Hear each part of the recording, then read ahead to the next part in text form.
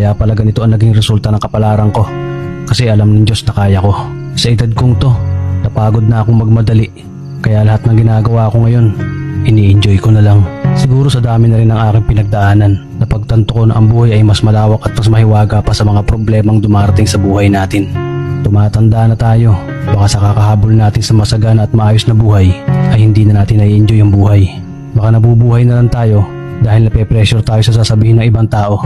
Marami na rin akong mga naging maling desisyon sa buhay, pero lahat yun nagsilbing aral sa akin at natuto ako sa mga pagkakamali ko. May mga taong sobra nating mamahalin at bibigyan ng halaga, pero ibabalik lang sa atin ay kabiguan at matinding trauma.